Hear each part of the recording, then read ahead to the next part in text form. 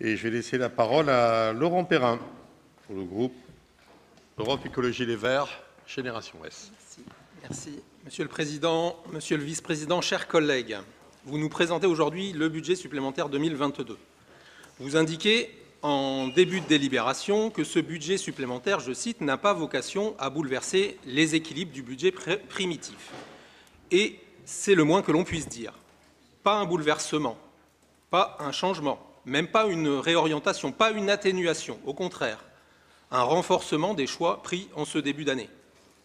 Pourtant, les tempêtes Eunice et Franklin de début d'année, l'été caniculaire que nous avons connu, marqué par une sécheresse sans précédent, y compris dans notre département, les incendies de forêt, le contexte de crise actuelle, inflation, coût de l'énergie, auraient dû vous faire prendre conscience des urgences et des réponses à y apporter.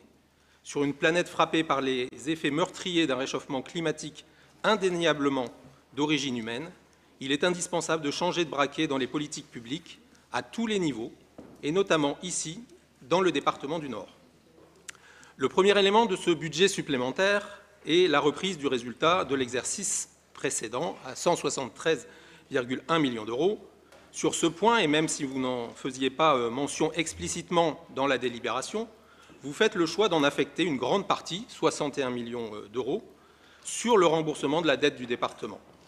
Comme nous vous l'avions déjà fait remarquer en début d'année, la capacité de désendettement du département du Nord est à un niveau très bas, 3,4 ans.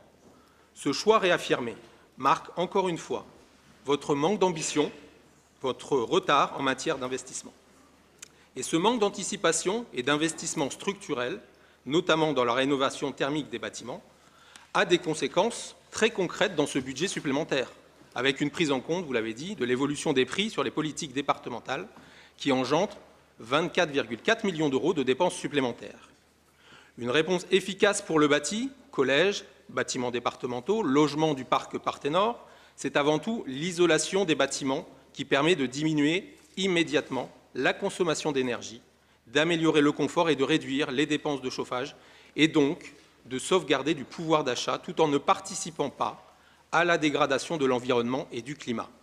Il est donc urgent de renforcer les objectifs et les moyens en matière de rénovation énergétique. Dans le même temps, dans le contexte actuel, il nous semble important de mettre en œuvre rapidement un véritable plan de sobriété pour le département du Nord. Un plan qui devrait être partagé, concerté, avec notamment un groupe de travail transpartisan, comme a pu le faire la ville de Lyon, pouvant se décliner dans le cadre du COPIL Nord Durable. Un plan qui pourrait se donner pour objectif d'atteindre moins 10% de consommation énergétique cet hiver. Un plan qui pourrait reprendre des propositions du CEREMA pour diminuer la consommation énergétique des bâtiments. Et plus largement, un plan qui pourrait appliquer au département du Nord les préconisations du Shift Project présentées lors de la conférence Décarboner l'administration publique, avec par exemple développer des usages sobres du numérique, renforcer le SPASER, schéma de promotion des achats publics socialement et écologiquement responsables du département, renforcer l'approvisionnement bio et local dans les cantines et mettre en place une alternative végétarienne quotidienne. Toujours en matière d'investissement, vous ajustez les dépenses d'investissement 2022 en fonction de l'avancement des projets. Vous indiquez que ce BS ne prévoit pas d'augmentation sur les autres politiques d'investissement, ce qui est bien dommage, comme nous le disions précédemment, mais des redéploiements entre opérations. Or, force est de constater que ce sont les dépenses dans le secteur des collèges qui sont les plus impactées par ces retards, avec moins 2,3 millions d'euros. Alors que nous avions déjà pointé les manques pour le département du Nord en matière de dépenses d'équipement collège par collégien, ces retards sont vraiment très préoccupants.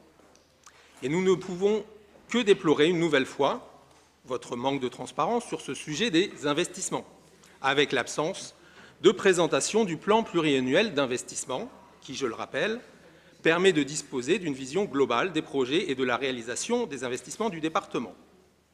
À noter qu'une recommandation similaire a été formulée dans le dernier rapport de la Chambre régionale des comptes pour le département voisin du Pas-de-Calais. Je cite, recommandation numéro 1, soumettre à l'Assemblée départementale le plan d'investissement et le compléter régulièrement de l'information sur sa réalisation. Nul doute que vous saurez enfin entendre notre demande. Vous l'avez compris, nous attirons votre attention sur les investissements, car vos choix sont lourds de conséquences. Ils le sont d'autant plus quand ils ne répondent pas aux urgences climatiques. En ce sens, nous dénonçons une fois encore le montant des dépenses d'investissement en matière d'infrastructures et réseaux et demandons un moratoire sur les nouveaux projets routiers du département. Nous en rediscuterons tout à l'heure, à l'occasion de la délibération présentant le doublement de la RD 500, nouveaux projets, pour autant complètement archaïques. Pour en revenir au budget supplémentaire, proprement dit, difficile d'avoir une analyse complète sans avoir une vision aussi de l'évolution des recettes. Vous nous apportez quelques éléments dans votre délibération sur l'augmentation des recettes sociales, compensation complémentaire liée à l'avenant 43, le Ségur de la santé et la mise en œuvre de la dotation qualité pour les SAD, mais rien sur les recettes fiscales, notamment l'évolution des recettes liées aux droits de mutation à titre onéreux, les DMTO, que vous aviez fortement réduit lors de la présentation du budget primitif. Qu'en est-il réellement aujourd'hui sur ce point? Et d'une manière générale, ce budget supplémentaire nous rappelle la difficulté d'un pilotage budgétaire avec des marges de manœuvre en matière de recettes fiscales quasi nulles. La volonté de supprimer une véritable fiscalité locale pour une politique de compensation et dotation de fonctionnement semble encore se renforcer avec l'annonce, dans le cadre du projet de loi de finances 2023, de la suppression de la part de la CVAE. La compensation par un transfert d'une nouvelle fraction de TVA renforce encore les incertitudes budgétaires et la dépendance du département à l'activité économique et commerciale qui, par nature, est très fluctuante. Sur les dépenses, en plus de la prise en compte de l'évolution des prix, vous intégrez logiquement les mesures de revalorisation salariale actées nationalement liées au Ségur de la santé et au soutien du pouvoir d'achat des Français. Mais celles-ci ne sont pas suffisantes en soi, avec un taux d'inflation de plus de 6%, et interrogent sur la capacité du département à mener une politique à la hauteur sans engagement de l'État. Enfin, et dans ce contexte économique difficile, vous pourriez profiter de ce budget supplémentaire pour revoir la subvention du comité des œuvres sociales des personnels du département du Nord. Le groupe écologiste soutient la demande de lui allouer un budget supplémentaire pour 2022 suite à la baisse de plus d'un tiers de la subvention prévue pour cette année. Une diminution de 300 000 € qui compromet de nombreux projets portés par le COS. Aide à la scolarité, aide au BAFA, aide à la mobilité douce, pourtant inscrit dans le plan de déplacement de l'administration adopté le 30 mai dernier. Une diminution supportée par les agents adhérant au COS dans un contexte d'inflation qui grève le pouvoir d'achat des ménages. Ce budget supplémentaire confirme malheureusement les éléments déjà présentés depuis le début du mandat et notamment le manque d'ambition et d'anticipation dans les politiques proposées.